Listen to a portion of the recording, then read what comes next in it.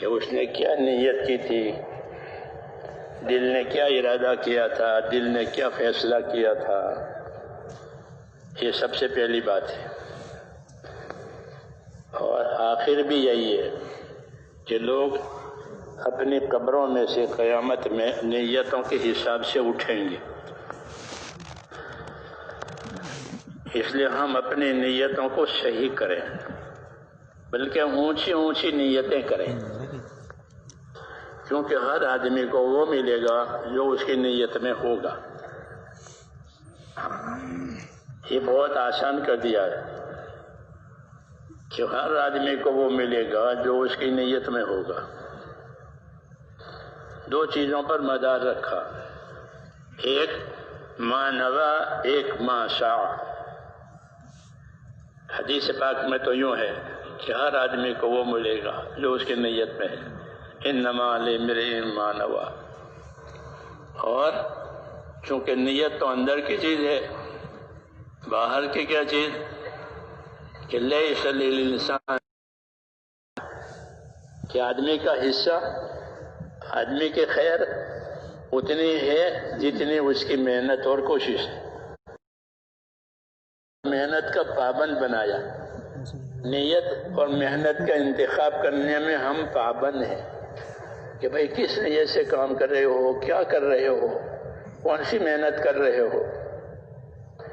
صحیح یعنی آدمی اپنے اختیار سے جو محنت کرے نتیجے کو سامنے رکھ کر، وہ آدمی کا حصہ ہے کہ اس کی محنت کے بقدر اس کو حصہ ملے گا. محنت کرنے والوں کو زیادہ دیں گے. ہاں، ایک محنت کرنے والوں کو زیادہ دیں گے، ایک ندامت والوں کو زیادہ دیں گے. کہ ندامت ہوئی کہ یا اللہ ہوا نہیں، معافی چاہتا ہوں، تو ندامت والوں کو بھی اللہ سنبھال لیں گے اور محنت والوں کو نواز لیں گے. یہ انعام ہے اللہ تعالیٰ کا کہ محنت والوں کو نوازیں گے، ندامت والوں کو سنبھالیں گے. اور دونوں یہ چیز ہے، کیونکہ ہم سے کمی ہوتی ہے، کوتاہی ہوتی ہے، زیادتی بھی ہوتی ہے. اس کے جواب کے لیے کہ ندامت، اور اپنی کامیابی، اپنی ترقی کے لیے آدمی کی اپنی محنت اور نیت. الحمدللہ اللہ نے یہ کام آسان کر دیا، محنت اور نیت والا. اب ہم سب نیت کریں. نیت کریں کہ کیا نیت کرنی کہ انشاءاللہ موت تک اپنے دین کے مددگار رہیں گے. ہاں، حکم ہے، حکم ہے. کیا حکم ہے کہ یا ایھا الذین آمنوا کونوا انصار اللہ. اے ایمان والو اپنے دین کے مددگار رہو. ہاں، اور یہ پہلی امتوں سے بھی اس کا تقاضا تھا کہ وہ بھی دین کے مددگار رہیں. ہم سے بھی تقاضا ہے کہ دین کے مددگار رہیں. ہاں، کیونکہ اللہ کی مدد وہ دین کی مدد پر ہے. جب دین کی مدد ہوگی تو اللہ کی مدد ہوگی. اس لیے میرے دوستو، اصل زندگی یہی ہے کہ زندگیوں میں دین آوے، زندگیوں میں دین آوے. جیسے زمین کو روشنی کی بھی ضرورت ہے اور پانی کی بھی ضرورت ہے. زمین کو روشنی کی بھی ضرورت ہے اور پانی کی بھی ضرورت ہے. اس طرح ہماری زندگیوں کو میرے دوستو روشنی کی بھی ضرورت ہے. وہ ہدایت کی روشنی ہے، اس کے ہم محتاج ہیں. اور اس کا پانی، کہ اس کا پانی جو ہے وہ اللہ کے دین کی محنت ہے. نبوت میں یہ وسلم کی نبوت میں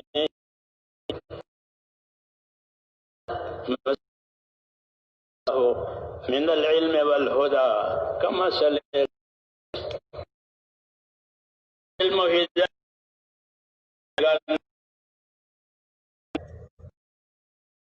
ہے جیسے پانی، برسنے والا پانی نبوت کو دی،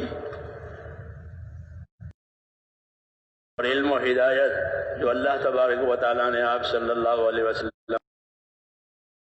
کیا ہے بارش کے پانی کی کیا خاصیت ہے؟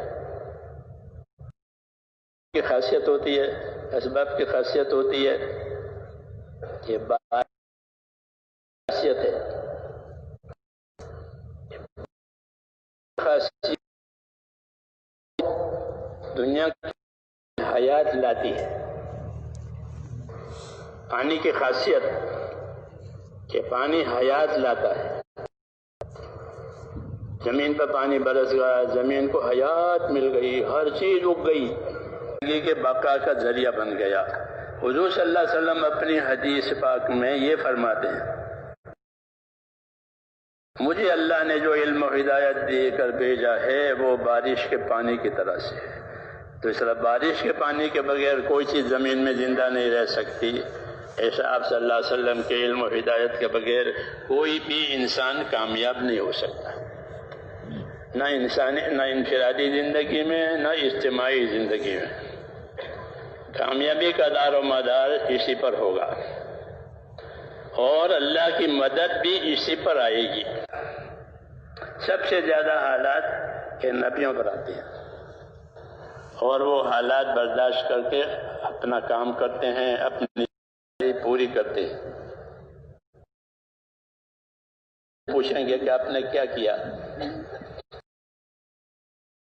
مسئلہ نہیں ہے صرف، بلکہ ذمہ داری کا مسئلہ ہے کہ اللہ تعالیٰ نبیوں سے پوچھیں گے، فَلَنَسْأَلَنَّ الَّذِينَ أُرْسِلَ إِلَيْهِمْ وَلَنَسْأَلَنَّ الْمُرْسَلِينَ، کہ ہم ان سے بھی سوال کریں گے جن کے پاس ہم نے رسول بھیجے ہیں، امتوں قوموں سے، اور نبیوں سے بھی سوال کریں گے کہ آپ نے کیا کیا۔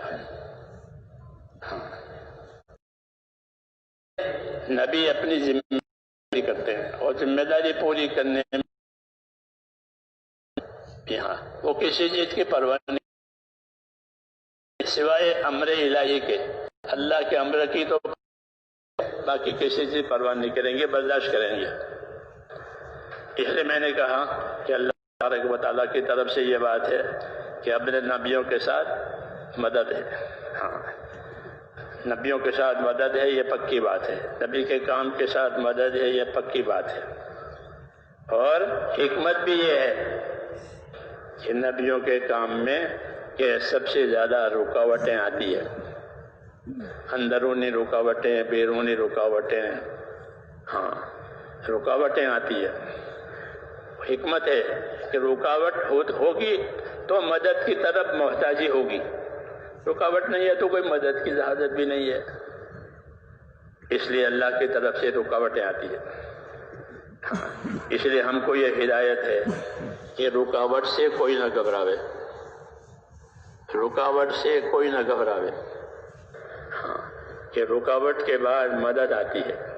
جس طرح اندھیرے کے بعد اجالا آتا ہے، پہلے اندھیرا چھا جاتا ہے عالم پر، پھر اللہ تبارک و تعالیٰ صبح کا ہوا پھٹتا ہے اور سورج نکلتا ہے اور پورے عالم میں روشنی ہو جاتی ہے۔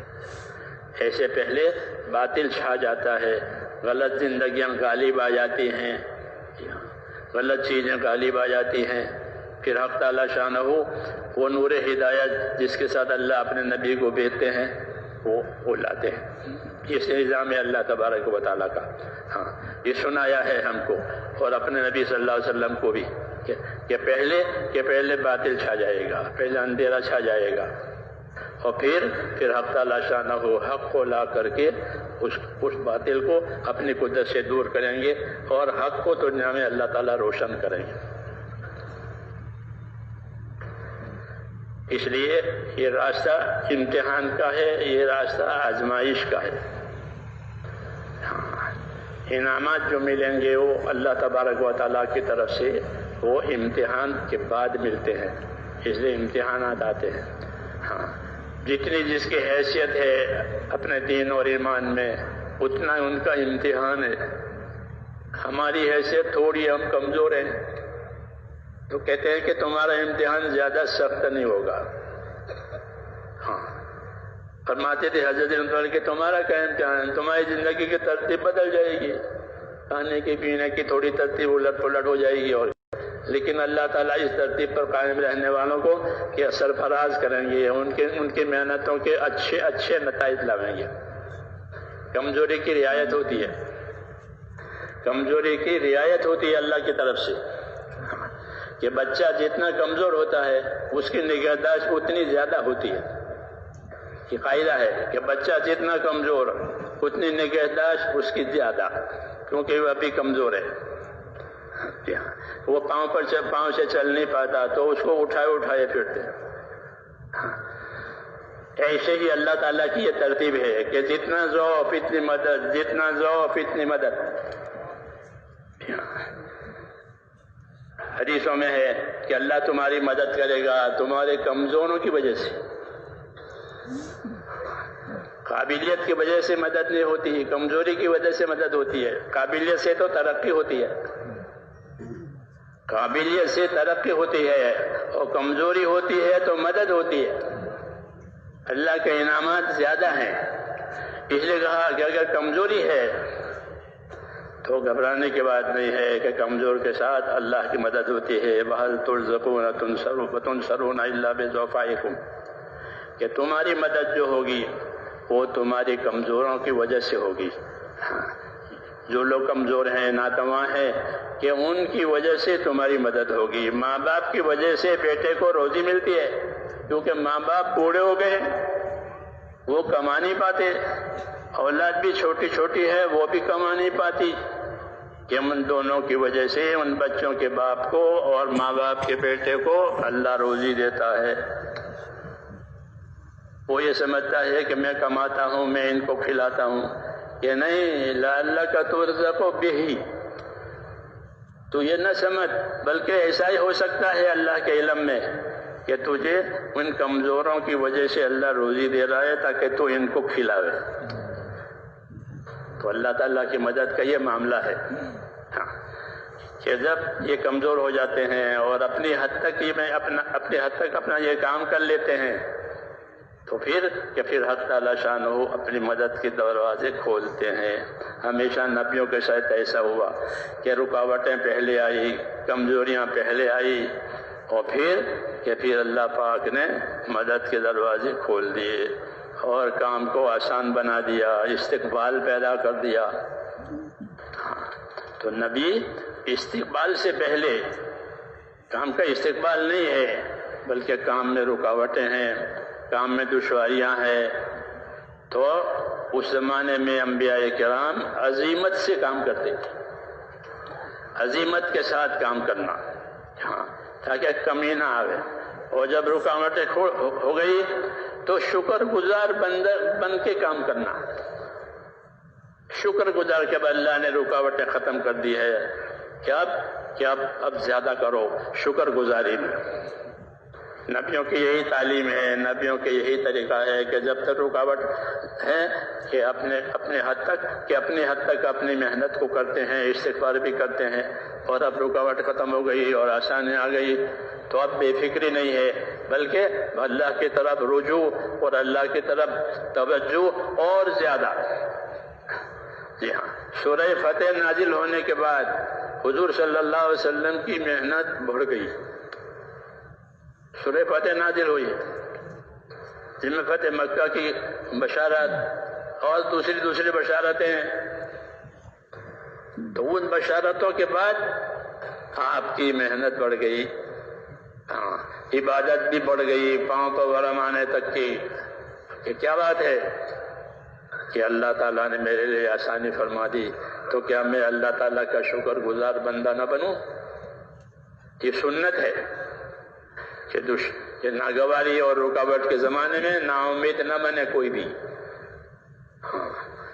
نا امید کوئی نہ بنے کہ اب نہیں ہوگا، ختم کہ نہیں، مدد اس کے پیچھے ہے، رکاوٹوں کے پیچھے مدد ہوتی ہے۔ جی ہاں، اور جب مدد آ جائے تو پھر کہ اب اپنا حوصلہ بڑھا کر کے اب جو ذمہ داری آئی تھی اس کو زیادہ سے زیادہ اور اچھے سے اچھا بنانا، یہ نبیوں کا طریقہ رہا ہے کہ اپنے کام کو اچھا سے اچھا بنانا۔ کیوں کہ اب کوئی رکاوٹ نہیں ہے، یہ نبیوں کا اللہ تعالیٰ نے اسی رخ سے چلایا ہے، سب نبیوں کو۔ اس لیے یہ ترتیب رہے گی اللہ تبارک و تعالیٰ کی کہ ناگواریاں پہلے آوے گی اور مددیں بعد میں آوے گی۔ اور اللہ کی مدد اتنی ملے گی جتنی ذمہ داری پوری کی جائے گی۔ حدیث پاک میں ہے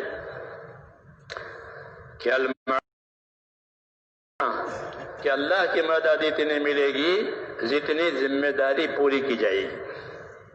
اصل ذمہ داری ہے حیات اور موت، ان کے بیچ میں جو مرحلہ ہے وہ ذمہ داریوں کے پورا کرنے کا مرحلہ ہے۔ خلق الموت والحیات لیبلوکم ایکم احسن عملا، کہ اللہ نے حیات کو بھی پیدا کیا ہے، موت کو بھی پیدا کیا ہے۔ موت ایک چیز ہے جو اللہ نے اس کو قدرت سے پیدا کی ہے، کہ موت صرف عدم کا نام نہیں ہے، بلکہ موت ایک چیز ہے جس کو اللہ نے پیدا کیا ہے۔ اس طرح حیات، کہ حیات کو بھی پیدا کیا اور موت کو بھی پیدا کیا۔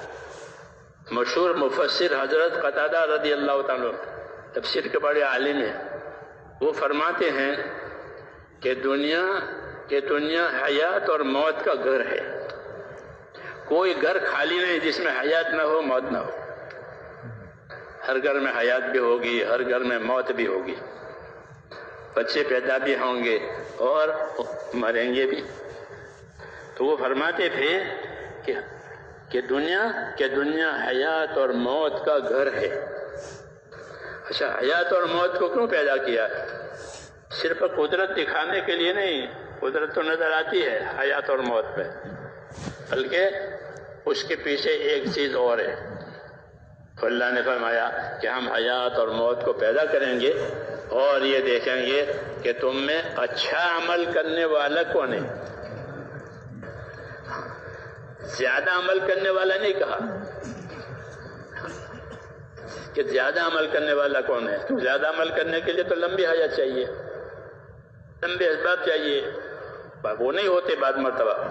اس لیے اس کو مدار نہیں بنایا کہ تم میں زیادہ عمل کرنے والا کون، بلکہ یہ فرمایا کہ تم میں اچھا عمل کرنے والا کون ہے۔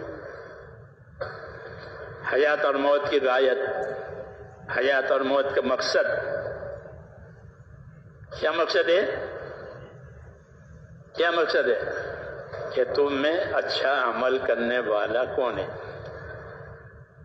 ہاں، کہ اچھا عمل کسے کہیں گے؟ اچھے عمل کسے کہیں گے؟ علماء نے فرمایا کہ اچھا عمل یہ ہے کہ اللہ کی اطاعت پر پابندی کرے، تمام اللہ کی اطاعت پر پابندی کرے اور اللہ کے حرام سے اپنے آپ کو بچاوے۔ دو باتیں، اللہ کی اطاعت پر کہ پابندی کرے اور کیا کرے کہ اپنے آپ کو حرام سے بچائے۔ وہ احسن عمل کی تفسیر ہو گئی۔ جی ہاں، یہ بہترین عمل کرنے والا کہ اللہ کی اطاعت پر پابند ہو جائے اور جو چیز اللہ نے منع کی ہے اسے اپنے آپ کو بچائے۔ اللہ نے شرک اور کفر سے منع کیا ہے کہ شرک کہ حرام ہے، کفر کہ حرام ہے۔ تو شرک اور کفر سے بچا کر اپنے آپ کو ایمان اور اخلاص پر لانا، یہ ذمہ داری ہوئی کہ اپنے آپ کو ایمان اور اخلاص پر لاؤ، کہ اللہ پر ایمان، اس کی قدرت پر ایمان، اس کے فیصلوں پر ایمان، جی ہاں، اس کے خزانوں پر ایمان، کہ جو کچھ ہوگا وہ اللہ کے فیصلے سے ہوگا، دوسرا کوئی فیصلہ کرنے والا نہیں ہے، جس طرح کوئی دوسرا پیدا کرنے والا نہیں ہے۔ کوئی دوسرا پیدا کرنے والا نہیں ہے، تو جو پیدا کرے گا وہ فیصلہ کرے گا۔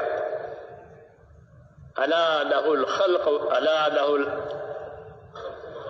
لہ الخلق والامر، کہ یاد رکھو پیدا کرنا یہ بھی اللہ کا کام ہے، اور پیدا کرنے کے بعد اپنی پیدا کی ہوئی مخلوق پر فیصلہ کرنا، حیات کا، موت کا، خوشی کا، غمی کا، یہ جتنے حالات آتے ہیں اللہ کے فیصلے سے آتے ہیں۔ الا لہ الخلق والامر، تنبیہ کی ہے کہ یاد رکھو پیدا کرنے والا بھی اللہ، اور پیدا کر کے فیصلہ کرنے والا، کامیابی کا فیصلہ، ناکامی کا فیصلہ، عزت کا فیصلہ، ذلت کا فیصلہ، حیات کا فیصلہ، موت کا فیصلہ۔ یہ بہت بڑی تسلی کا سبق ہے۔ وہی ہمارے ساتھ جو کچھ ہوگا وہ اللہ کے فیصلے سے ہوگا،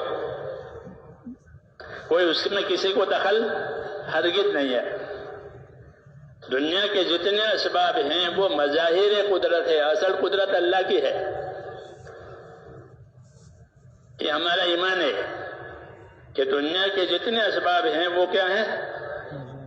اللہ کی قدرت کو ظاہر کرنے والے ہیں۔ پانی نہیں اگاتا، اللہ اگاتے ہیں، لیکن پانی کو اللہ نے اگنے کا ایک ذریعہ بنایا ہے۔ تو ذریعوں سے اور اسباب سے پیدا کرنے والا یہ اللہ کی سنت، اللہ کی قدرت۔ پیدا کرنا اللہ کی قدرت، اور پانی سے پیدا کرنا یہ اللہ کی سنت۔ بندہ ہونے کا مطلب یہ ہے کہ قدرت پر یقین کرے اور سنت کے خلاف نہ کرے۔ کہ پانی کی ضرورت ہے کھیتی کو تو پانی دو، ہمت کہو کہ اللہ کرے گا، کہ نہیں یہ سنت ہے۔ احتیاط کی بات ہے تو احتیاط سنت ہے، احتیاط سنت۔ خذوا حذرکم، اپنی احتیاط رکھو۔ قرآن کریم میں خذوا حذرکم، اپنی احتیاط رکھو۔ ہوگا وہی جو اللہ چاہے گا، ہوگا وہی، اور تمہیں کیا کرنا ہے؟ احتیاط کرنی ہے۔ کہ احتیاط کرنا یہ عبدیت ہے۔ بندہ بننے کا مطلب یہ ہے کہ احتیاط کرے تاکہ نافرمانی نہ ہو جاوے اور حد سے آگے نہ بڑھ جاوے۔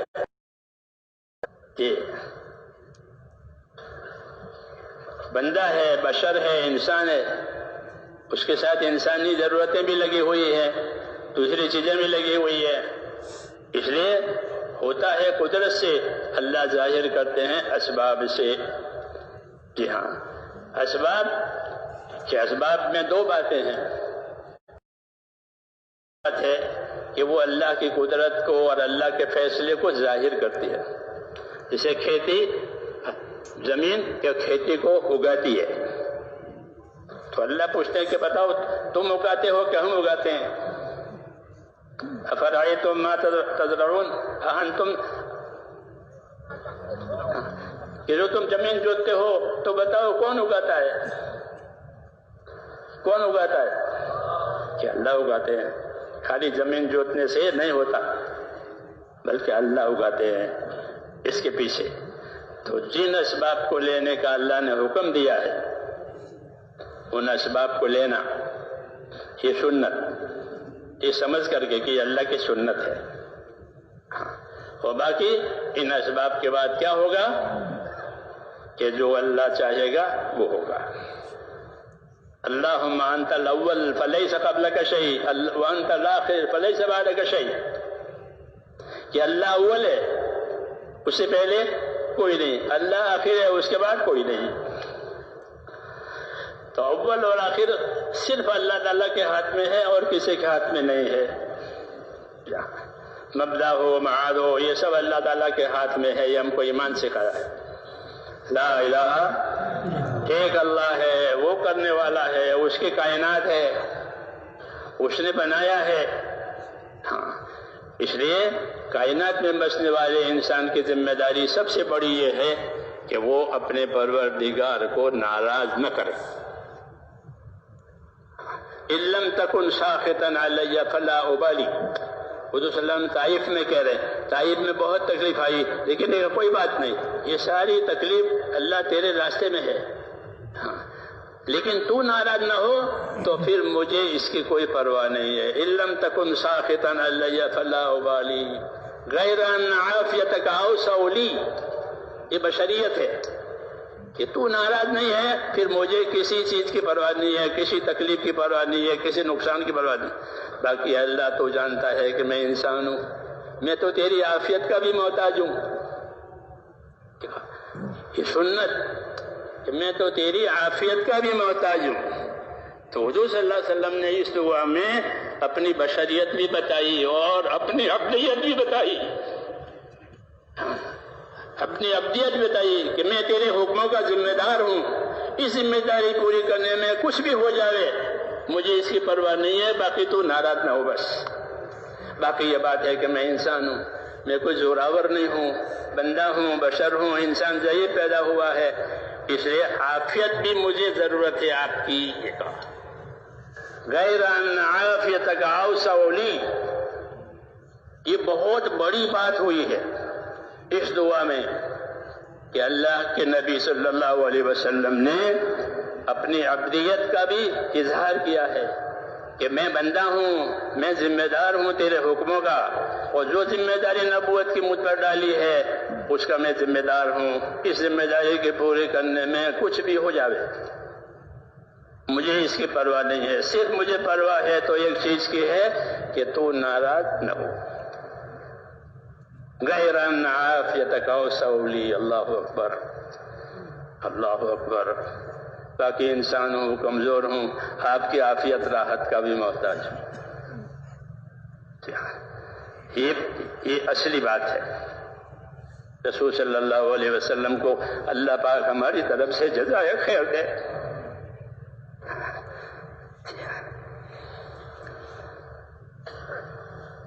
تو میں نے کہا کہ ہمارے اوپر اللہ کی طرف سے ذمہ داریاں ہیں، اور اللہ کی مدد اتنی آئے گی جتنی ذمہ داری پوری کی جائے گی. طاقتیں اور صلاحیتیں الگ الگ ہیں، 5 انگلیاں ایک سی نہیں پیدا ہوئی ہے. بندوں کی صلاحیتیں اور ان کی طاقتیں الگ الگ ہیں، کم زیادہ.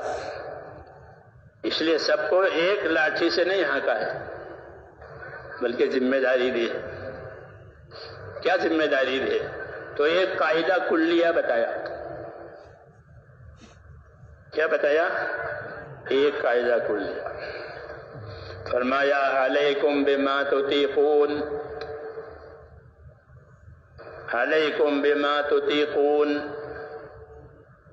یہ بتایا کیا مطلب ہے اس کا؟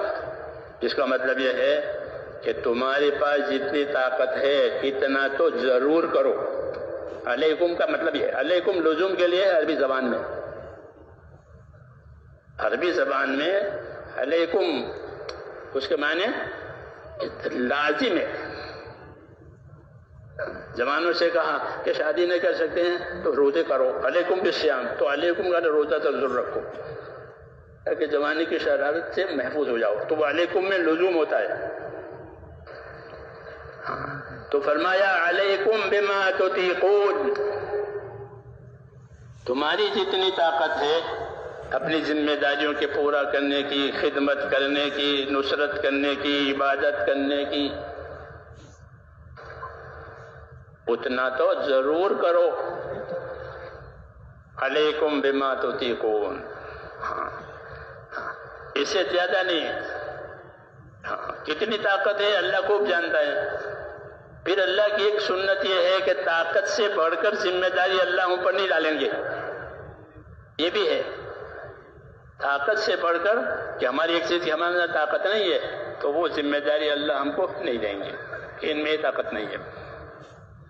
بلکہ جتنی طاقت گھٹے گی اتنی ذمہ داریوں میں آسانی آئے گی. کہ وضو نہیں کر سکتے کہ تیمم کر لو، وضو نہیں کر سکتے، پانی نقصان دیتا ہے، یا پانی ہے ہی نہیں، یا پانی حاصل کرنا مشکل ہے. تو ان عوارض میں اور ان حالات میں کیا آسانی. یرید اللہ بکم الیسر، اللہ کا ارادہ تمہارے ساتھ آسانی کا ہے، دشواری کا ارادہ ہی نہیں ہے. ٹھیک ہے، دشواری کا ارادہ ہی نہیں ہے.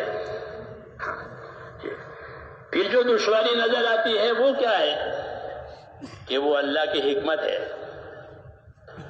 کیا ہے؟ ہاں، کہ کوئی حکمت ہے، اس کی وجہ سے دشواری آئی، اس لیے اللہ کی حکمت پر ایمان لاؤ. جیسے کیوں کہ اللہ حکیم ہے، جو کام کرے گا اللہ پاک وہ اپنی حکمت سے کرے گا. ہاں، کہ اپنی حکمت ہے، کہ حکمت کا تقاضا ہے. جس طرح حکیم اور علاج کرنے والے بعض چیزوں سے منع کرتے کہ بھائی اس کو مت کھاؤ، اور تم بتا ایسا نہ کرو، تمہارا چڑھنا اترنا زیادہ نہ ہو، سانس پھول جائے گی، وغیرہ وغیرہ. تو یہ منع کرنا حکمت کی وجہ سے. ہاں، حکمت یہ اللہ کی صفت ہے. اللہ تعالیٰ بندوں میں کوئی کمزوری دیکھتے ہیں یا ان کی کوئی ترقی مقصود ہوتی ہے تو حکمت کا اظہار ہوتا ہے، حکمت کا اظہار ہوتا ہے. تو اس لیے کہا کہ اگر حکمت سے کوئی رکاوٹ آوے، حکمت سے کوئی تکلیف آوے تو کوئی نا امید نہ ہو. ایک کام اللہ نے حکمت سے کیا ہے اور اس رکاوٹ کو پھر اپنی قدرت سے کھول بھی دیں گے. ابھی حکمت کا تقاضا ہے. خدا گر بحکمت بے بندت درد کشایت بفضلش درے دیگر، کہ اللہ حکمت سے اگر کوئی دروازہ بند کرتا ہے تو گھبراؤ مت، گھبراؤ مت. اللہ تعالیٰ نے ایک دروازہ بند کیا ہے قدرت سے، تو حکمت سے دوسرا دروازہ کھل بھی دے گا. جیسے ماں کا دودھ بند ہو جاتا ہے تو بچہ مر نہیں جاتا، بلکہ ماں کا دودھ بند ہونے کے بعد بہت دروازے کھل جاتے ہیں کھانے پینے کے. ہاں، ایک دروازہ بند کیا ہے اور کتنے دروازے کہ کھل گئے. اس لیے حکم ہے، حضور صلی اللہ علیہ وسلم اپنے صحابہ سے فرماتے تھے کہ تمہارے اندر اللہ تعالیٰ کے ساتھ اچھا گمان ہونا چاہیے. جابر بن عبداللہ رضی اللہ تعالیٰ عنہ یہ فرماتے تھے کہ رسول اللہ صلی اللہ علیہ وسلم نے اپنی وفات سے پہلے 3 دن پہلے مجھ سے یہ فرمایا کہ دیکھو جابر، تمہاری موت اس حالت میں آوے کہ تمہارا گمان اپنے پروردگار کے ساتھ اچھا ہو. یہ بھی ایک تعلیم ہے اللہ سے لینے کی، کیونکہ اللہ نے فرمایا ہے کہ میں اپنے بندوں کے ساتھ وہ معاملہ کروں گا جیسا وہ میرے ساتھ گمان کریں گے. اس لیے کہتے اللہ سے اچھا گمان کرو اور اللہ کی باتوں پر یقین بھی کرو، اچھا گمان بھی کرو.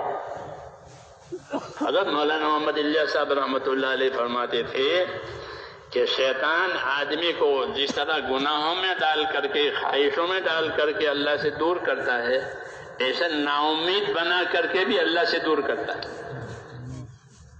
کہ اللہ سے اچھا گمان جہاں نا امیدی ہو گئی،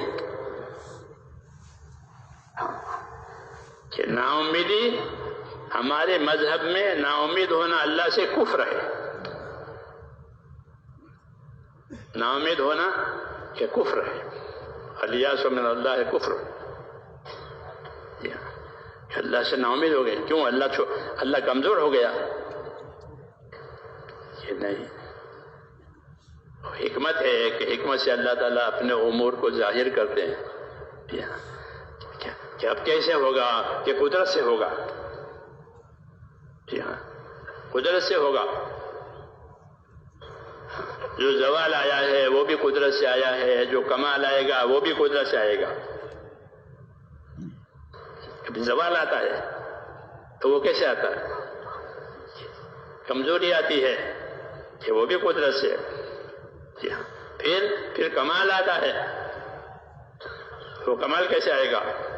کہ وہ بھی قدرت سے آئے گا.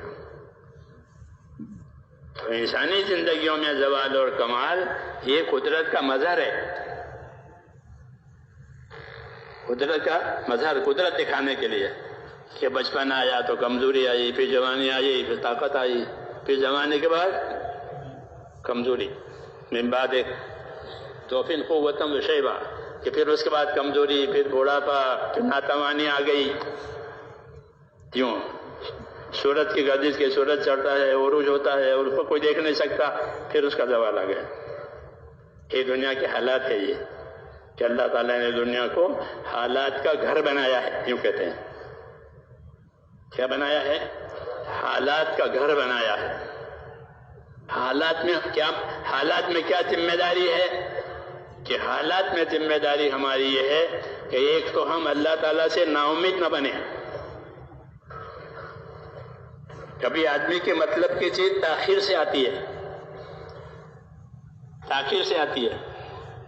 ہمارے پاس سے دوست کبھی ہیں وہ کیا منع اولاد نہیں ہے، اولاد کے لیے دعا کرو. اللہ کی شان کہ ہمارے ساتھی کہ ان کے ہاں اولاد 20 برس کے بعد ہوئی، وہ بھی زندہ ہے. ہاں کہ اولاد نہیں ہے. کہ دعا مانگو، اللہ قدرت والے ہیں، اس کے فیصلے کا وقت ہے. ہر چیز اللہ کے ہاں ایک مقدار سے ہوتی ہے. یہ سب اللہ کی سنتیں ہیں. آدمی جو ہے جلد باز ہے. حدیث میں قرآن پاک میں آدمی کو کہ وہ کان انسان عجولا، کہ آدمی جلد باز ہے. اور دوسری صفت کہ آدمی جھگڑلو ہے. وہ کان الانسان اکثر شیء جدلا. یہ دو اس کی کمزوریاں ہیں کہ وہ جھگڑے پیدا کرے اور اجلت پیدا کرے جلدی سے ہو. کہ نہیں، یہ دو باتیں نہیں ہوگی. اللہ تعالیٰ اپنا کام اپنی ترتیب سے کریں گے. جی ہاں ایسا ہوتا ہے. تو 20 سال کے بعد بیٹا پیدا ہوا، وہ بیٹا جوان انجینئر بن گیا پڑھ لکھ کر کے. میں جب پہلے دہلی آتا تھا تو ہمارے بڑودہ اسٹیشن پر ہر وقت باپ بیٹے ملنے کے لیے آئے. یہ وہ بیٹا ہے 20 سال کے بعد پیدا ہوا، ایک ہی بیٹا ہے. جی ہاں. تو اللہ تعالیٰ کی قدرت ہے، کبھی نتائج کو ظاہر کرتے ہیں تاخیر سے. کیا بات ہے کہ اللہ کی حکمت ہے. نوح علیہ السلام کی نبوت کا نتیجہ کہ وہ کتنے سالوں کے بعد ظاہر ہوا، کتنے سال کام کیا. جی ہاں اتنی لمبی عمر پائی. اور نتیجہ آتا نہیں تھا تو لوگ مذاق اڑاتے تھے. لوگ مذاق اڑاتے تھے کہ وہ قیامت قیامت قیامت، وہ قیامت کہاں چلی گئی یوں کہتے تھے. وہ آتی ہی نہیں. تو اللہ تعالیٰ کی حکمتوں کے میرے دوستوں تقاضے ہوتے ہیں. کسی نتیجے کو مؤخر کر دیا، کسی نے تو جلدی کر دیا. دونوں باتیں ہیں. حضور صلی اللہ علیہ وسلم نے خالد ابن ولید کو بھیجا یمن کی طرف فتح مکہ کے بعد. تو وہاں 6 مہینے رہے اور انہوں نے یمن والوں میں دعوت کا ہی کام کیا ہے. کوئی جنگ جہاد نہیں ہوا، دعوت ہی دیتے رہے. وہ خالد جیسا آدمی طاقتور کارکن، حضرت خالد رضی اللہ تعالیٰ عنہ صحابہ کی جماعت میں طاقتور کارکن. ساری طاقتیں صلاحیتیں اللہ نے دی وہ لگائی. سیف اللہ خطاب پایا، اللہ کی تلوار. لیکن 6 مہینے کام کیا، ایک آدمی بھی مان کے نہیں دیا. کوئی مل کے 20 سال ہے، کوئی اولاد نہیں ہے. ہاں 6 مہینے ہو گئے. جب 6 مہینے ہو گئے تو حضور صلی اللہ علیہ وسلم نے علی کو بھیجا کہ تم جاؤ اور خالد کو واپس کرو. اور ان کے نام پیغام دیا یمن والوں کو. اور کہا کہ خالد کے ساتھیوں میں جو 6 مہینے سے وہاں ہیں ان میں سے کوئی رہنا چاہے تمہارے ساتھ تو ان کو اپنے ساتھ رکھ لو. حضرت علی گئے، اپنی نماز پڑھی. جیسے ہماری جماعت کا پہلے اپنی نماز پڑھ لو، ریلوے اسٹیشن ہو، ہوائی جہازوں کا اڈا ہو، ہاں نماز کے بعد اپنا کام. یہ خاص علامت ہے، یہ پہلے ان کی نماز ہے. تو انہوں نے نماز پڑھی اور نماز پڑھ کر کے پھر سب کو اکٹھا کیا اور سب کو جمع کر کے وہ پیغام جو حضور صلی اللہ علیہ وسلم نے دیا تھا دعوت نامہ وہ ان کو سنایا کہ میں تمہارے نام پر یہ پیغام لے کر کے آیا ہوں، اسے تم مان لو. تو کہتے ہیں کہ ہمدان والے، ہمدان کا علاقہ ابھی بھی ہے، ہمدان والے سارے کے سارے ایمان میں داخل ہو گئے. 6 مہینے کی محنت ہوئی، حکمت ہے، وہ پیغام سنایا جمع کر کے نماز پڑھ کے، تو سب ایمان میں داخل ہو گئے. یہ اللہ کی ترتیب ہے میرے دوستو. ہم کو یہ واقعات اس لیے سنائے گئے ہیں تاکہ کوئی نا امید نہ بنے، نا امید کوئی نہ بنے.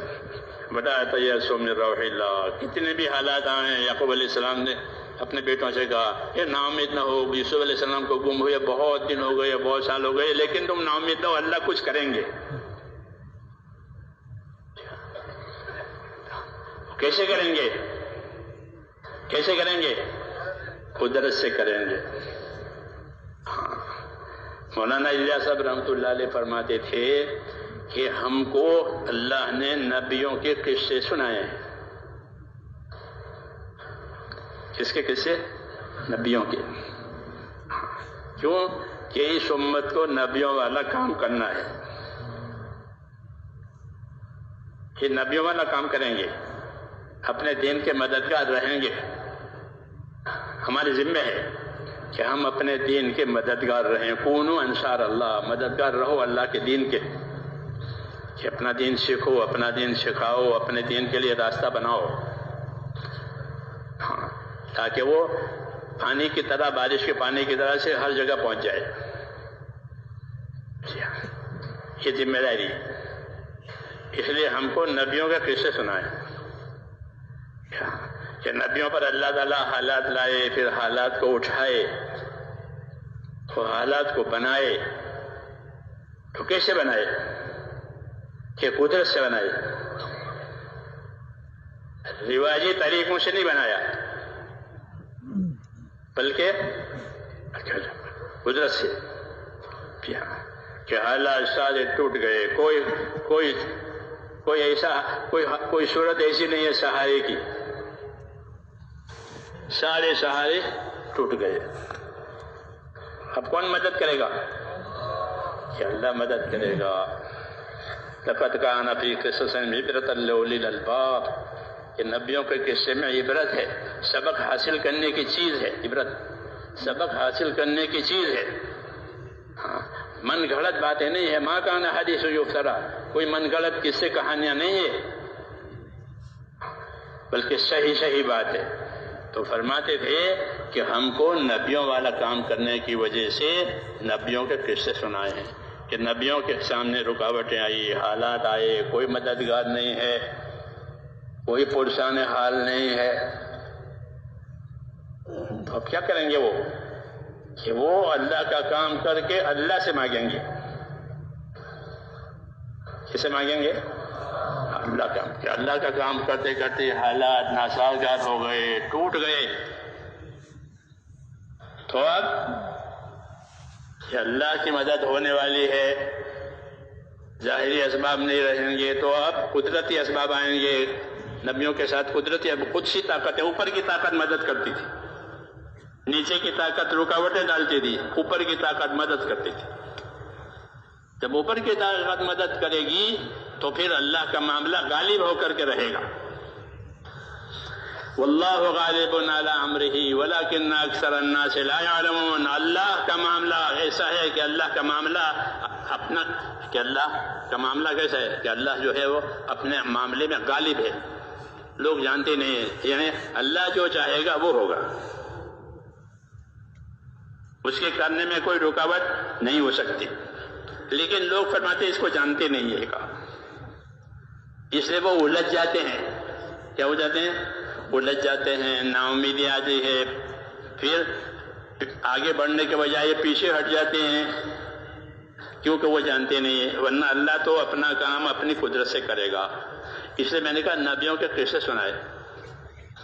یوسف علیہ السلام کا قصہ سنایا. جی ہاں، بہترین قصہ جو پہلی کتابوں میں اترا ہے، ہماری کتاب میں بھی اترا. ان کی مدد کے کیا اسباب ہیں؟ علماء نے لکھا ہے کہ ان کی مدد کے بظاہر کوئی اسباب نہیں، سارے اسباب منقطع. 2 خواب 2 کرتے. جی ہاں، 2 خواب اور 2 کرتے یہ مدد کے سبب بنے ہیں کہ 2 خواب آئے. پہلا خواب آیا یوسف علیہ السلام کو کہ مجھے وہ ستارے سجدے کر رہے ہیں. اس خواب سے پریشانی پڑ گئی. اس خواب سے پریشانی پڑ گئی کیونکہ بھائیوں کو جلن ہوئی. یہ تو آگے بڑھ گیا. اس لیے فرمایا تھا یعقوب علیہ السلام نے اپنا خواب بھائیوں کو مت سنانا.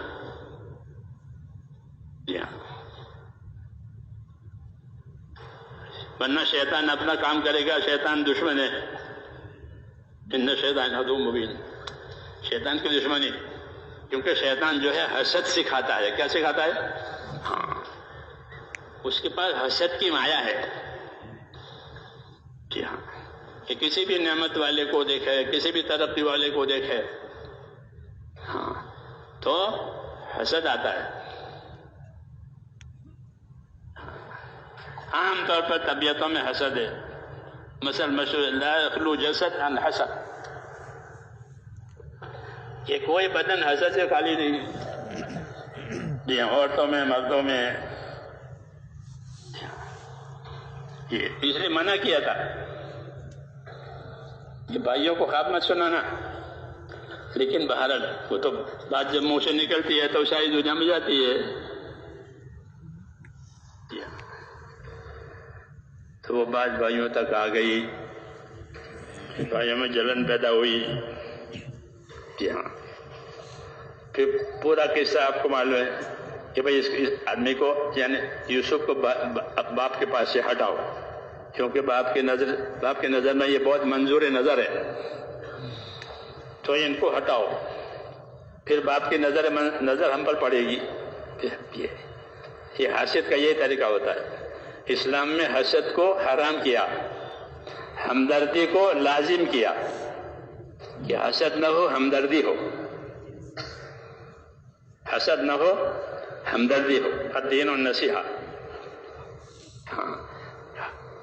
الدین النصیحہ کہ دین خیر خواہی کرنے کا نام ہے، بھلا چاہنے کا نام ہے. حسد والا برا چاہتا ہے. جی ہاں، بہکاتا ہے. اور دین تو بھلائی چاہنے کا نام ہے. ایک دوسرے کی بھلائی چاہو. کچھ نہیں کر سکتے کہ اس کے حق میں دعا مانگو، یہ بھی بھلا چاہنا ہے.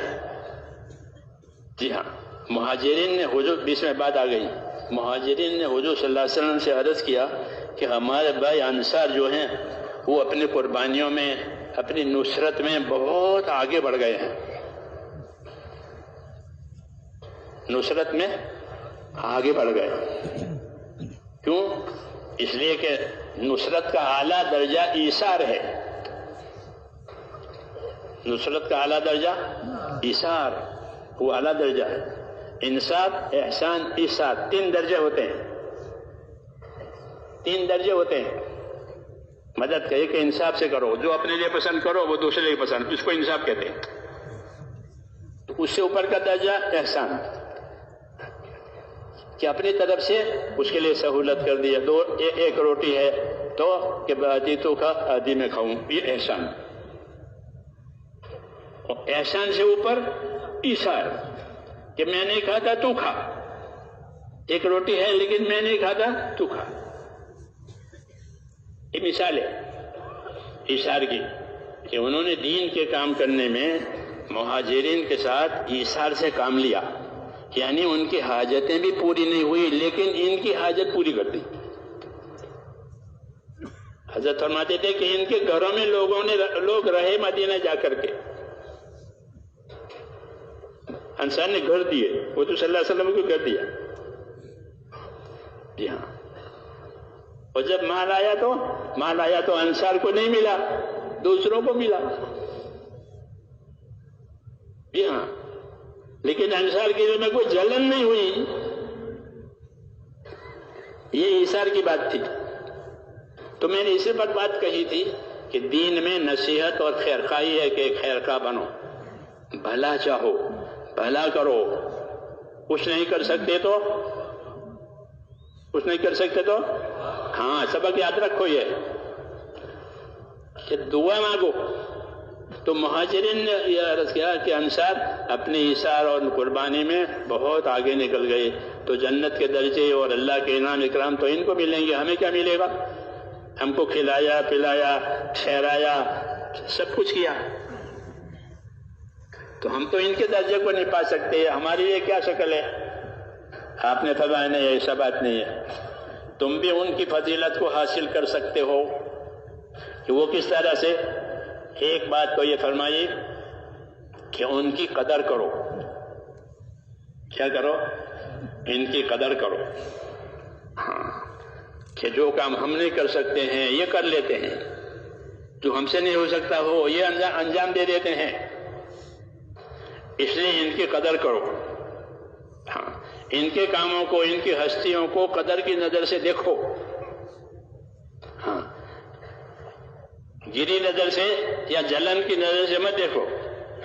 ہاں ان کی قدر کرو. یہی سنت طریقہ سکھایا کہ جب کوئی ہمارا آدمی، ہماری کوئی جماعت یہ کام کر رہے ہیں تو کیا ان کی قدر کرو. جیسے کوئی بیٹا ماں باپ کی خدمت کرتا ہے تو ماں باپ کی نظر میں اس کی قدر ہو جاتی ہے. جی ہاں حالانکہ بیٹے تو سب ہیں لیکن ان کی ماں باپ کی نظروں میں اس کی قدر ہوتی ہے. تو ایسے چونکہ ماں باپ کو ہمدردی ہوتی ہے، ایسے ہی ہمدردی کا سبق دے کر کے ہم کو یہ سمجھایا کہ ایک دوسرے کی قدر کرو. جو کام تم نہیں کر سکتے ہو وہ کر رہے ہیں تو ان کی قدر کرو، ان کا شکر کرو. یہ نہ ہوتے تو خلا پڑتا، یہ نہ ہوتے تو خلا پڑتا. جی ہاں کیونکہ اللہ نے مختلف طاقتیں رکھی ہے. ہاں تو یہ لوگ کہ ان کو قدر کی نظر سے دیکھو. ایک بات. دوسری بات یہ فرمائی کہ تم ان کے حق میں دعائیں مانگو. انصار کے حق میں، انصار کے حق میں دعائیں مانگو کہ اللہ ان کو ترقیات عطا فرماوے. ہاں تو جب تم یہ دو کام کرو گے تو تم ہونے والی فضیلت پاؤ گے. یہ پوری امت کو سبق دیا کہ دین کی نصرت کرنے میں صلاحیتیں الگ الگ ہیں، کچھ کم کریں گے کچھ زیادہ کریں گے. ہاں تو اس لیے جو زیادہ کریں تو ان کی قدر کرو اور غائبانہ ان کے حق میں دعائیں مانگو. صحابہ کرام ایک دوسرے کے حق میں دعائیں مانگتے تھے. حیات الصحابہ میں مستقل ہے یہ مضمون کہ حضرات صحابہ حتیٰ کہ رسول صلی اللہ علیہ وسلم بھی اپنے ساتھیوں کے لیے دعا مانگتے تھے، اور خود صحابہ بھی آپس میں ایک دوسرے کے لیے دعا مانگتے. کہ دعا مانگنا یہ مدد کرنا ہے، دعا مانگنا یہ تائید کرنا ہے، دعا مانگنا یہ قدردانی ہے. کس کی؟ کہ ساتھیوں کی صلاحیتوں کی. چونکہ دین خیر خواہی پر ہے تو میں نے وہ نصیحت کی بات پر کہ حسد کی بات پر یہ بات لکھ دی کہ خیر خواہی کرو. نہیں حسد کریں گے تو کہ حسد کریں گے تو حسد جو ہے کہ بہت بڑی ظلمت ہے، بڑا دل میں اندھیرا ہوتا ہے، یہاں تک کہ حسد والے کا چہرہ بھی کالا ہو جاتا ہے. جب اس پر حسد کی کیفیت طاری ہوتی ہے تو اس کا منہ ایک دم جل جاتا ہے. اس کی خاصیت گرم ہے. حسد کی خاصیت گرم، لالچ کی خاصیت نرم. جی ہاں لالچ والا ٹیلا ہوتا ہے کیونکہ وہ امیدوار ہے. حسد والے کو اندر سے جلن ہے، اس لیے حسد اسلام میں حرام ہے. حسد حرام ہے. قابلیتیں مختلف ہونے کی وجہ سے حسد ہوتا ہے. مالی قابلیت، علمی قابلیت، دوسری قابلیتیں الگ الگ اللہ نے دی ہے. وہ اللہ کی حکمت ہے کہ پانچوں گلیاں ایک سے نہیں بنائی ہے. مختلف کام کرنے پڑتے ہیں. ہاں مختلف کام کرنے پڑتے ہیں، دین ہو کہ دنیا ہو. جی ہاں ان مختلف کاموں کی وجہ سے حق تعالی شانہ مختلف صلاحیتیں دیتے ہیں. جی ہاں تاکہ وہ کام انجام پائے. تو اس لیے اگر ایک کام کی صلاحیت میرے اندر نہیں ہے لیکن میرے بھائی کے اندر ہے تو ایک حکم تو یہ ہے کہ خوبیاں لو. کیا لو؟ کہ ماشاءاللہ ان کے اندر یہ خوبی ہے، یہ ذاکر ہے، شاغل ہے، عابد ہے، دوڑ دھوپ کرنے والا ہے. جی ہاں محنت مشقت کرنے والا، کہ ان کی خوبیوں سے فائدہ اٹھاؤ. مولانا اللہ صاحب فرماتے تھے کہ ہماری محنت وہ خوبیوں کا لین دین ہے. کیا ہے؟ خوبیوں کا لین دین. کہ اللہ نے مختلف خوبیاں رکھی ہے، جیسے مختلف پھلوں میں مختلف ذائقے رکھے ہیں. میٹھے تو سبھی ہوتے ہیں لیکن وہ میٹھا الگ الگ ہے. یہاں ایسے ہی کہ صلاحیتیں الگ الگ ہیں. تو اپنی صلاحیت کو تو کمزور سمجھو اور دوسروں کی صلاحیت کی قدر کرو، ان کے حق میں دعا مانگو، تو پھر جو اللہ تعالیٰ ان کو دیں گے وہ تمہیں دیں گے.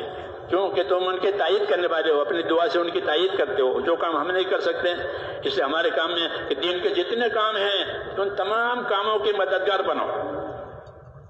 جتنے کام دین کے ہو رہے ہیں، جس لائن سے بھی ہو رہے ہیں، ان کی مددگار بنو. تو کس طرح سے؟ کہ اگر مال کی ضرورت ہے تو ان کو مال دو. مال نہیں دے سکتے ہو، ان کی ترقی کی دعا مانگو، ان کے اخلاص کی دعا مانگو کہ اللہ ان کو اخلاص عطا فرما، اللہ ان کی ضروریات کو پورا فرما، ان کی آسانیاں فرما. کہ دعا سے ان کی تائید کرو تاکہ حسد کرنے والوں میں نہ آوے، ہمدردی کرنے والوں میں آوے. جی ہاں، حسد ہوتا ہے تو پھر حسد ہوتا ہے تو صلاحیتوں سے فائدہ نہیں ہوتا. ہاں، بلکہ صلاحیتوں کو اپنی ترقی میں وہ آڑ سمجھتا ہے کہ اس کی وجہ سے نہیں ہوتا، یہی سب ایسا کرتا ہے. تو میں یوسف علیہ السلام کے بھائیوں کی بات کر رہا تھا، بات آگے نکل گئی. ہاں، کہ ان کو حسد آیا. جی ہاں، ان کو حسد آیا، اس لیے انہوں نے یوسف علیہ السلام کے ساتھ یہ معاملہ کیا جو ہم سب سنتے رہتے ہیں، نبیوں کے قصے، کنویں میں ڈال دیا، بیچ دیا، کیا کیا کر دیا. لیکن ہوگا وہ جو اللہ چاہے گا. ہاں، انہوں نے کہا تھا کہ کنویں میں ڈال دو، پھر کوئی نکال کے لے جائے گا، باپ کی نظروں سے دور ہو جائے گا، پھر تم باپ کی نظروں میں آ جاؤ گے. یہ تو ان کا پلان تھا،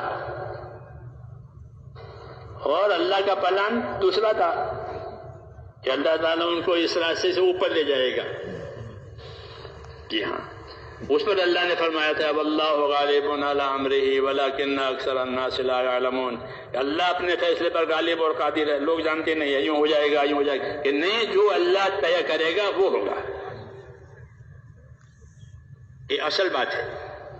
اسے یہاں سورہ یوسف میں یہ بات کہی کہ واللہ غالب علی امرہ، اللہ اپنے فیصلے پر غالب اور قادر ہے، اس کو کوئی سی رکاوٹ اس کے لیے نہیں ہے. لوگوں کے لیے رکاوٹ ہے، رکاوٹ آوے، شرارت آوے کہ اللہ کے فیصلے کو کوئی نہیں روکے گا. جی ہاں، تو یہی ہوا. یوسف علیہ السلام کو لے گئے، وہ کہاں لے گئے، مصر میں بھی لے گئے، مصر میں بھی بیچا گیا، محل میں بھی رہے، پھر جیل میں بھی رہے. ہاں، محل میں بھی رہے اور جیل میں بھی رہے، اور جیل بھی پردیس کی جیل. یہاں مقامی جیل ہو تو بھائی اس کا کوئی اپیل ہو، کوئی وکیل ہو، کیا ہو. پردیس میں کون کرے اس کے مقدمے کی کوئی پیروی کرے. یہاں تو پردیس کی جیل، کوئی پوچھنے والے نہیں ہے، اور جیل میں ڈالا گیا ہے. کون نکالے؟ کہ اللہ نکالیں گے، اللہ اپنی قدرت سے نکالیں گے. جی ہاں، تو نکالنے کے لیے کوئی مددگار نہیں ہے. پردیس میں کون مدد ہے؟ تو جیل میں سے نکلنے کے لیے بھی خواب سبب بنا، جیسے پریشانی کے لیے خواب سبب بنا تھا یہاں، اب پریشانی میں سے نکالنے کے لیے خواب. آپ جانتے ہو نہیں کہ خواب جو ہے وہ اللہ کی قدرت سے آتا ہے، اپنی مرضی سے کوئی خواب نہیں دیکھتا. نیند اللہ کی قدرت کی بڑی نشانیوں میں سے ہے. وَمِنْ آیَاتِهِ مَنَامُكُمْ بِاللَّيْلِ وَالنَّهَارِ، کہ اللہ کی قدرت کی نشانیوں میں سے تمہاری نیند ہے. آدمی کے اختیار میں نہیں ہوتی نیند. جی ہاں، پھر میں اتنے بجے سو جاؤں گا، اتنے بجے نہیں ہوتا. النوم سلطان، مثل مشہور ہے کہ النوم سلطان، کہ نیند تو بادشاہ چھا جاتی ہے.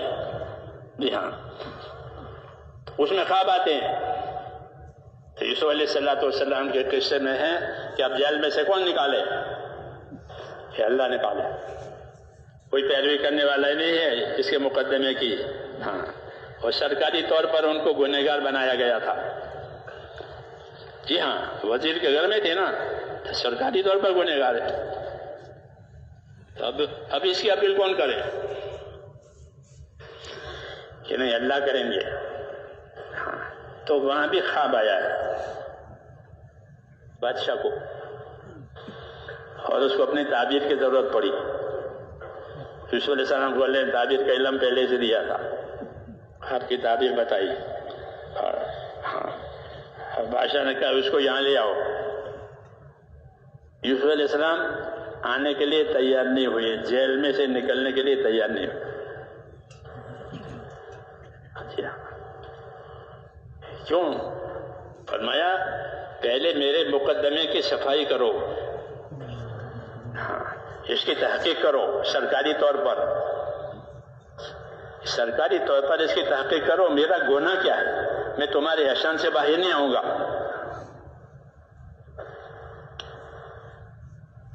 چنانچہ سرکاری طور پر اس کی تحقیق ہوئی. بادشاہ نے سب کو بلایا، عورتوں کو بلایا. کیا مسئلہ تھا؟ تو بات صاف ہو گئی کہ ان کا کوئی گناہ نہیں ہے. ما علمنا علیہ من سوء، اس کا کوئی قصور نہیں ہے. عورتوں نے بھی کہا. تو اب سرکاری طور پر اس قصے کی تحقیق ہوئی کہ یہ آدمی بے قصور ہے.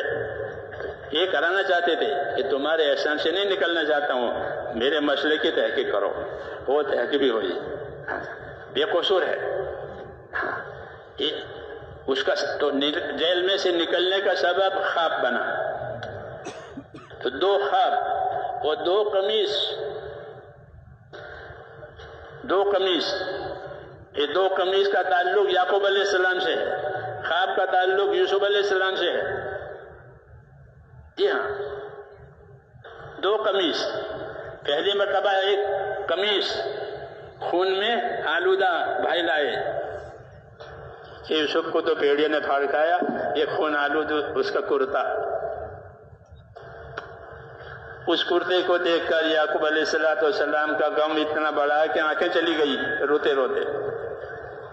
تو ایک کرتا آیا تو پریشانی بڑھ گئی. پھر دوسرا کرتا آیا.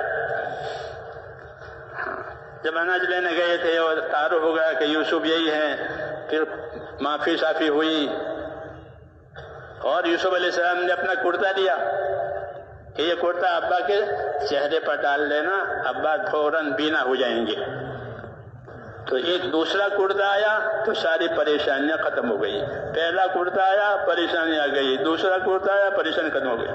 علماء نے فرمایا دو کرتے دو خواب. اللہ کو کرنے کے لیے کچھ کرنا نہیں پڑتا.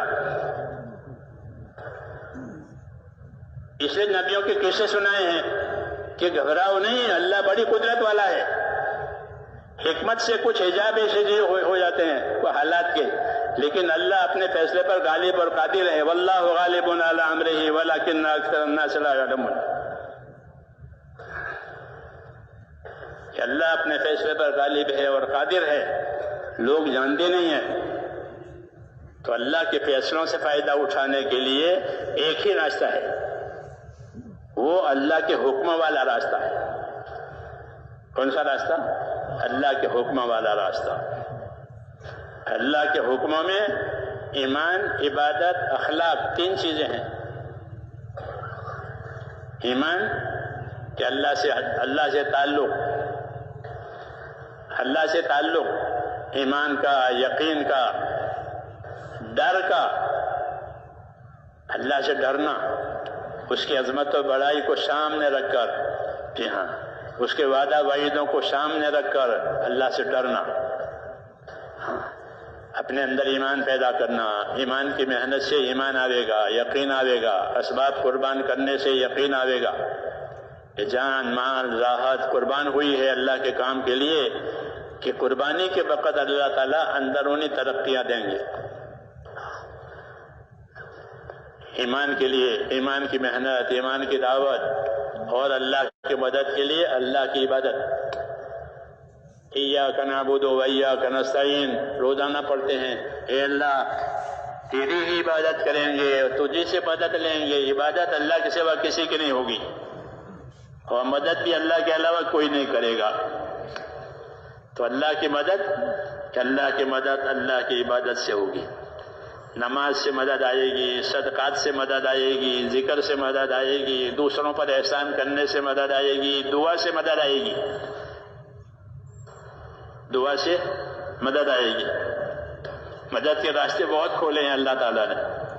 اسلام میں بڑی خوبیاں ہیں، جی ہاں بہت، کہ اللہ سے لینے کے راستے بہت، اللہ کو راضی کرنے کے راستے بہت، جی ہاں۔ اس لیے دین آسان ہے، اللہ نے دین کو آسان کیا ہے، مگر دین کو سیکھنا ضروری ہے۔ کیا کرنا؟ کہ دین کو سیکھنا ضروری ہے۔ جو چیز اللہ نے فرض کی ہے اس کا سیکھنا فرض ہے، جو چیز اللہ نے حرام کی ہے اس کو حرام جاننا اور اس کو پہچاننا یہ ضروری ہے تاکہ حرام میں مبتلا نہ ہو جائے۔ علم، جی ہاں، اللہ نے علم اتارا ہے اپنے حدود حقوق کی حفاظت کے لیے۔ کس کے لیے؟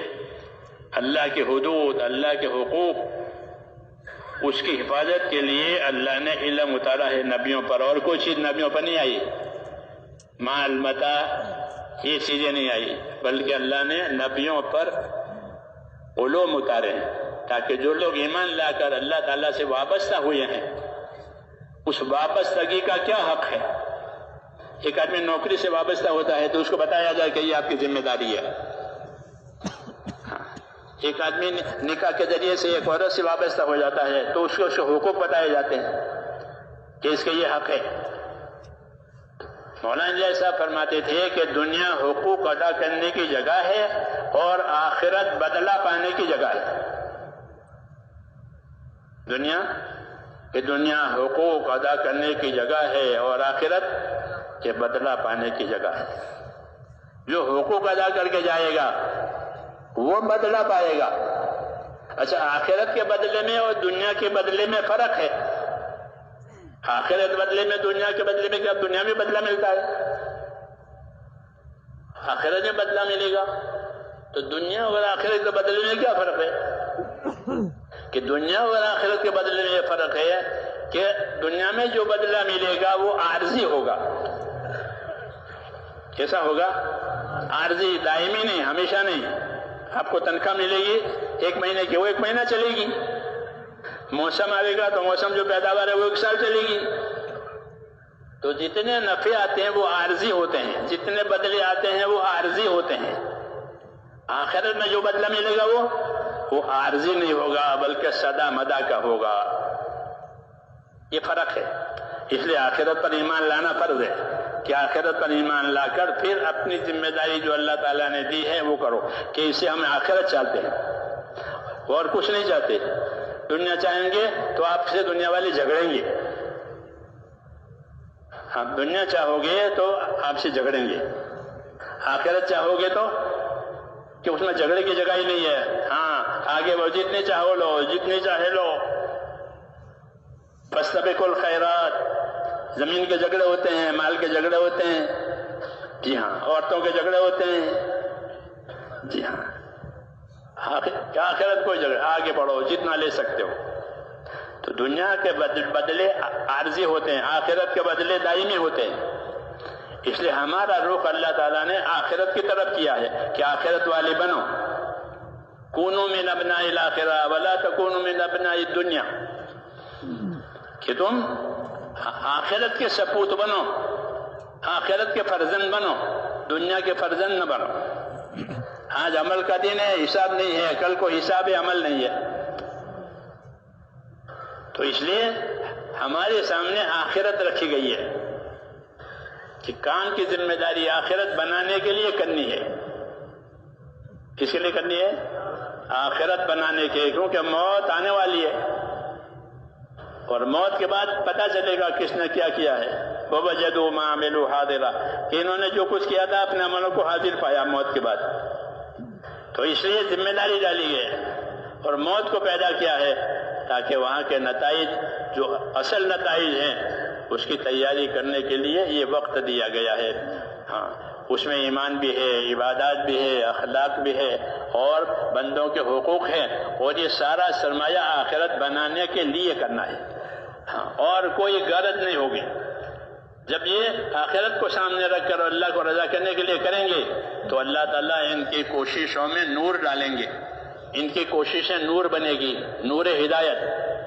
المخلصون ہم مصابیح الہدا، حدیث شریف میں ہے کہ المخلصون ہم مصابیح الہدا، کہ جو اخلاص والے ہیں وہ ہدایت کے چراغ ہیں، ان کے ذریعے سے ہدایت پھیلے گی۔ جس طرح اغراض والوں کے ذریعے سے فتنے پھیلتے ہیں، اغراض والوں سے فتنے پھیلتے ہیں، کٹ کٹاؤ ہوتا ہے، ایسے ہی اخلاص والوں کے ذریعے سے فتنے ختم ہوں گے اور اللہ تعالیٰ ہدایت لاوے گا۔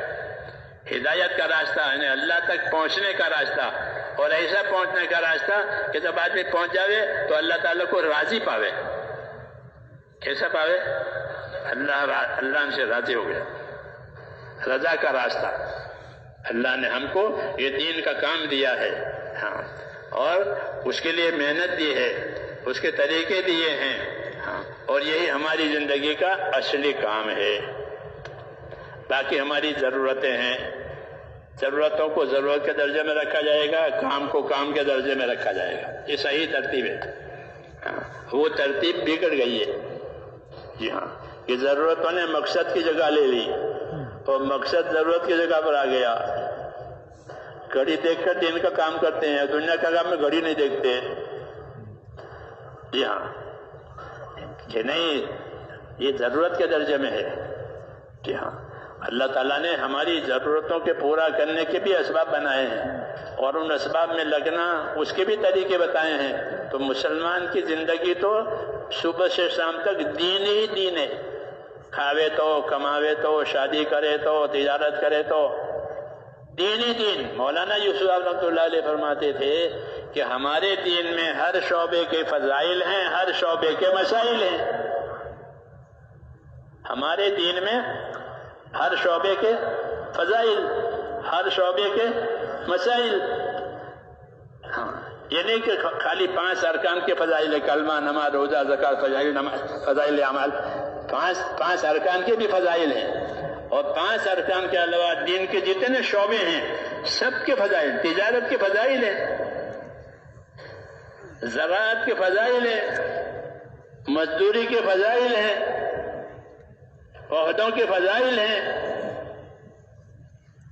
عہدوں کے فضائل ہیں، عہدہ، اقتدار، یہ اس کے بھی فضائل ہیں، جی ہاں، کہ انصاف کرنے والا حاکم جو ہے وہ اللہ کے عرش کے سائے کے نیچے ہوگا،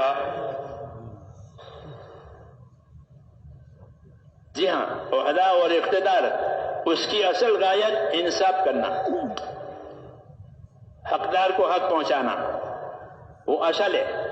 اگر وہ ایسا کرتا ہے تو ایسا انصاف کرنے والا حاکم اور بادشاہ وہ قیامت میں اللہ کے عرش کے سایے کے نیچے ہوگا، اور اس کی دعا ایسے قبول ہوتی ہے جیسے افطار کرتے وقت روزے دار کی قبول ہوتی ہے، حاکم کی دعا قبول ہوتی ہے۔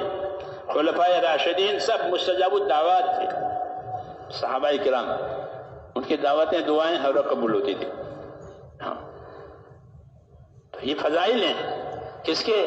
کہ اقتدار کے، عہدے کے، جی ہاں، تجارت کے فضائل، کھیتی کے فضائل، مزدوری کے فضائل، یہ تو ذریعہ معاش ہے، اس کے فضائل ہیں اور اس کے مسائل بھی ہیں، تجارت کے مسائل، حلال حرام، ہاں، اور تجارت کے فضائل کہ بھئی تجارت میں کیا ملے گا، کہ سچا اور ایماندار تاجر اللہ کے عرش کے سائے کے نیچے ہوگا۔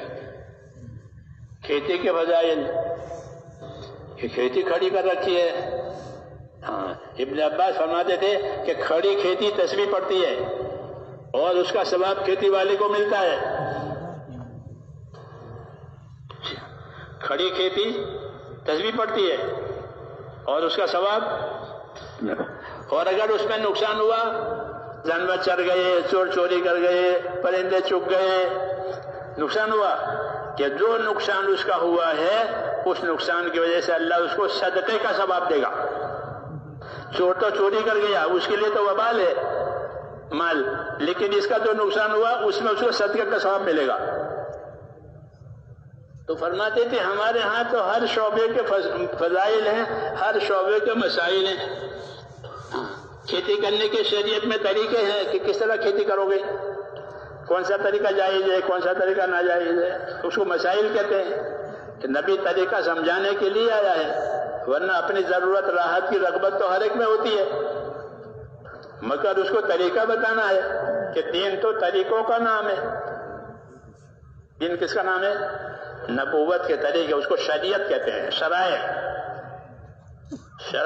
کے مختلف طریقے ہیں، اور وہ بہت آسان ہے، وہ بہت آسان ہے، ساری انسانیت کے لیے اللہ نے اس کو آسان کر دیا ہے۔ تو حضرت فرماتے تھے ہمارے ہاں تو ہر شعبے کے فضائل ہیں، ہر شعبے کے مسائل ہیں، مسلمان تو دنیا دار ہوتا ہی نہیں،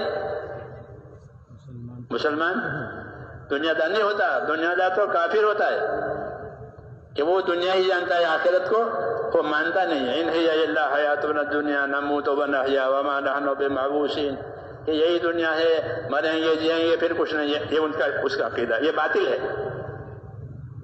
بلکہ جس طرح ماں کے پیٹ سے لا کر کے اللہ نے ایک دنیا دکھائی ہے، ایک عالم دکھایا ہے، موت کے بعد دوسرا عالم دکھائیں گے،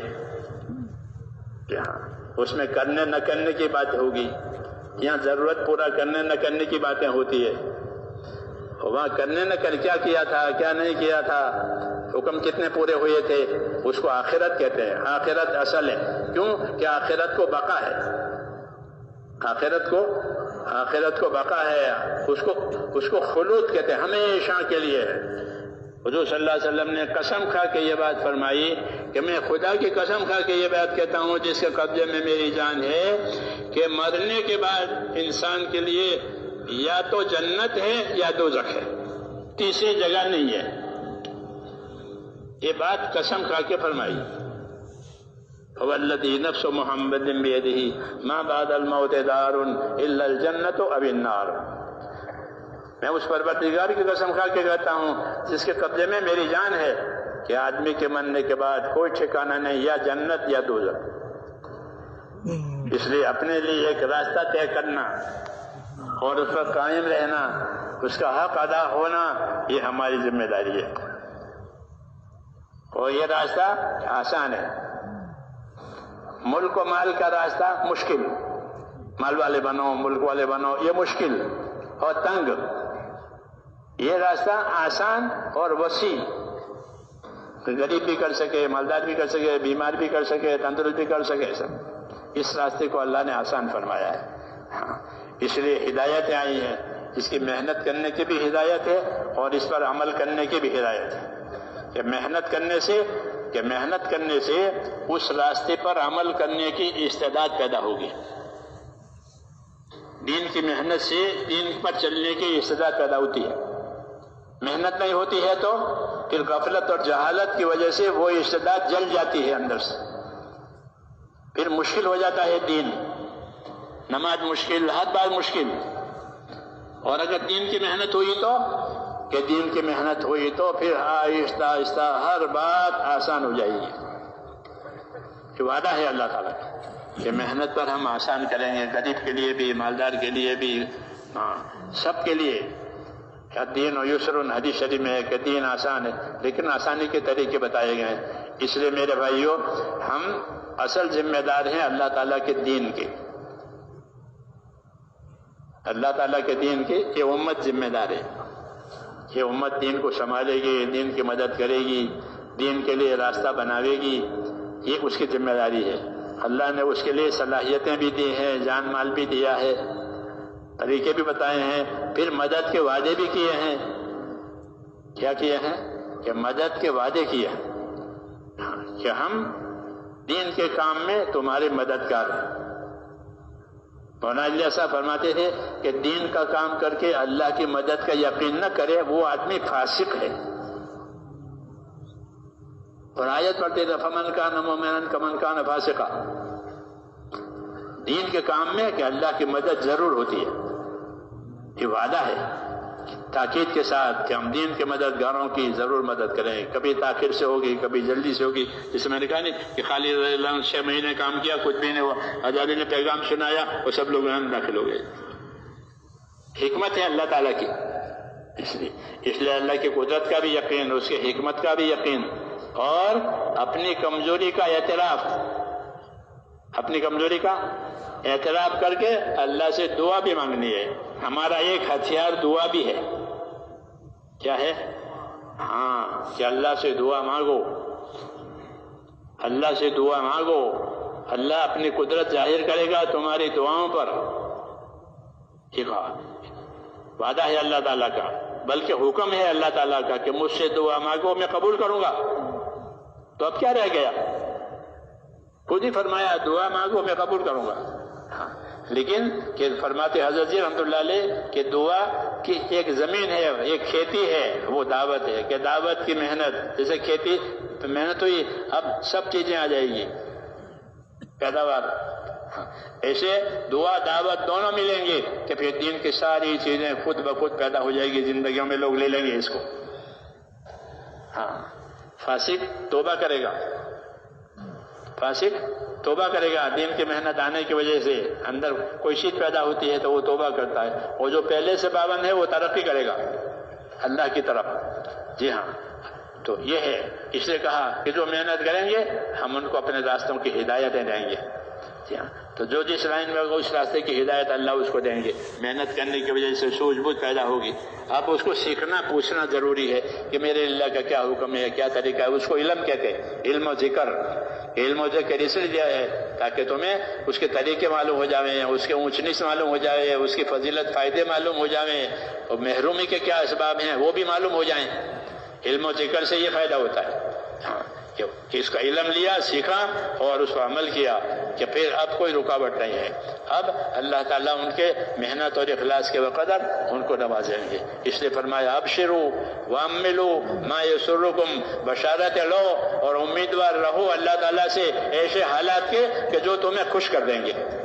اللہ ایسے حالات لاوے گا کہ جو تمہیں خوش کر دے گا۔ گھبرانے کی کوئی بات نہیں ہے، بلکہ مسئلہ اللہ تعالیٰ کے ہاتھ میں ہے۔ تو قاعدے کی بات یہ بتائی کہ جو لوگ اپنا اور خدا کا معاملہ صحیح کر لیں گے تو اللہ ان کا اور مخلوق والا معاملہ صحیح کر دیں گے۔ اوپر سے معاملہ صحیح ہے کہ نیچے کا معاملہ صحیح ہو جائے گا۔ دشمنوں کو اللہ دوست بنائیں گے، دشمنوں کو، کہ دشمن تھے رکاوٹ ڈالتے تھے، کہ وہی دوست بنائیں گے۔ یہ امید دلائی، عسى الله ان يجعل بينكم وبين ما عاديتم مودة، کہ امید ہے کہ تمہارے درمیان میں اور ان لوگوں کے درمیان میں جسے تمہاری دشمن ہو رہی ہے اللہ محبت پیدا کر دے گی۔ چنانچہ فتح مکہ کے بعد محبت پیدا ہو گئی، عداوت ختم، لوگ اس دین میں داخل ہو گئے کہ اللہ نے وہ عداوت اٹھا دی، محبت کے دروازے کھول دیے۔ بس تو اللہ تعالیٰ اپنے فیصلے پر غالب اور قادر ہے، اپنی قدرت سے کرتے ہیں، حکمت سے کرتے ہیں۔ اس لیے کہتے ہیں، ہمارے مولانا انعام صاحب کہتے ہیں کہ لگے رہو۔ ایک جملہ تھا ان کا جب پرانوں کا جوڑ تھا، لگے رہو، ہاں، پھر نتیجہ اللہ لے آئے گا۔ تو اس کے لیے تیار ہیں آپ حضرات؟ اللہ تعالیٰ ہم سب کو قبول فرمائے۔